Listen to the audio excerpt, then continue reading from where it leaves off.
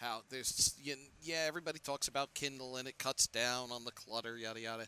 There's still something to a tangible book, and I think our next guest, Chris Morrow of Northshire, is that the right pronunciation? That is, yes. Bookstore.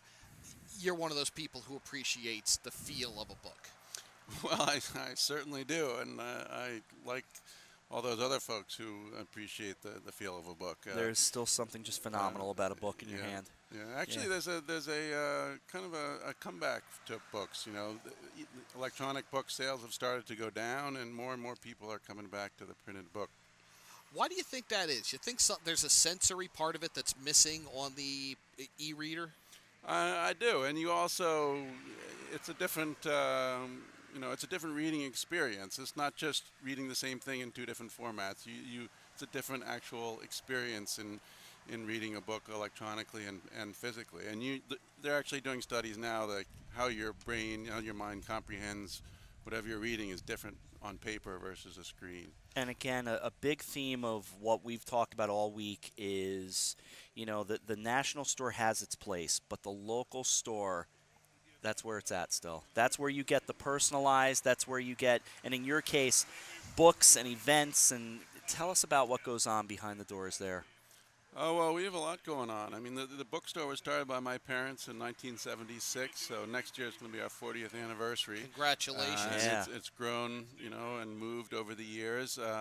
Obviously, the books have always been a cornerstone of what we do, but we've also always sold other things, music, calendars and stationery, gift items, and we have a really big kids section. So we focus a lot on literacy, getting kids comfortable with books, getting kids That's reading, important. and toys and games and puzzles, all that kind of stuff. And then, we have a very robust author event series. So we have, 10 to 15 authors coming through monthly, doing events for us, reading from their books and presenting their works, or their kids events, getting kids out of the house and excited to be reading and doing all kinds of fun stuff. Yeah. I would imagine it might not be a tough sell to get an author to come to Vermont to pitch his book in the summertime. Oh, yeah. Well, Vermont does have its attractions for sure.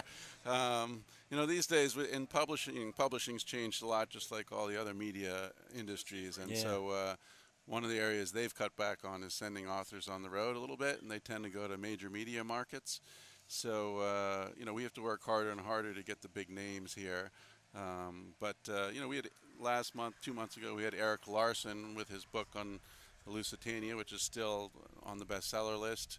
And last month we had David McCullough. We have a store over in Saratoga Springs as well. Awesome. Sure. And he came over there to do his book on the Wright brothers, which is still on the bestseller list. So we still get some good authors here. And we're seeing some images of the bookstore on the video feed at HANnetwork.com. Chris Morrow of Northshire Bookstore with us. So this building was, originally way back it was a farmhouse, and the dealership next to us was the farm, the car dealership. And then it was a continuously operating inn and restaurant for over a century. And we bought it in the mid-'80s and spent a year or two converting it into the bookstore and our offices. And then in 2003, we expanded it, doubled the size, and added the cafe and whatnot. So that's how it's been the last decade or so. Do you have a particular genre that you find yourself leaning toward as a reader? I'm kind of an all-over-the-place eclectic reader. I have stuff I'm supposed to be reading because the author's coming or whatnot. But like right now I'm reading a book about the black experience in America by Ta-Nehisi Coates, who's a writer for Atlantic magazine. It's a very timely book on race. And I'm also reading a book about climate change, which is a kind of semi-hopeful book about climate change by Tim Flannery, who wrote a big book about climate change about a decade ago called The Weathermakers. And I throw in some fiction now and then too. Depends on my mood and what's coming in. How's your fishing section?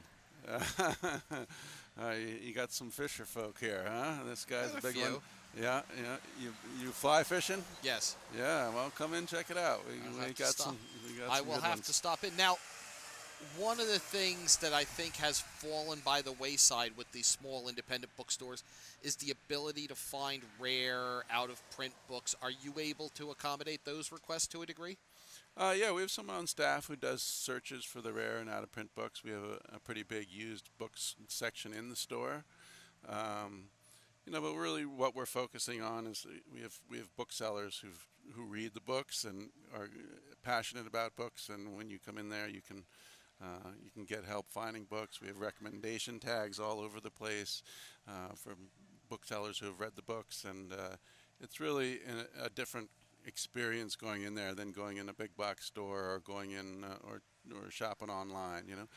It's you go in there and you can discover things you didn't even know existed. Yeah. There's a serendipity to going into a store like ours and a lot of the other independent shops in Manchester, where you see something and you're surprised because you didn't even know it existed. Right. When you browse the shelves of a bookstore, you might find something else. Whereas if you search for a book by title online, Right. bang, you're right there. Mhm. Pay whatever conglomerate, and you've got it. Whereas you might broaden your horizons more simply by scanning the shelves of a bookstore.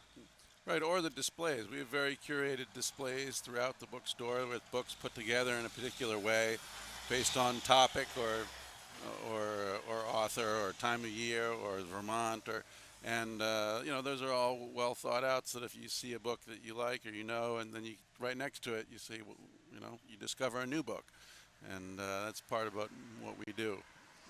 Um, It's great stuff, Yeah, and it we is. love to see the independent bookstores. I really think it's something that really I think every town should have one. And best of luck to you as you approach that 40th anniversary. Absolutely. well, I appreciate it. And it's walking distance from right here. Chris Morrow, the Northshire Bookstore, 4869 Main Street in Manchester Center. And Chris, thank you so much for your time. We greatly appreciate it. We're going to take a quick break. We'll come back to Manchester right after this on HANradio.com and streaming live on the HAN network.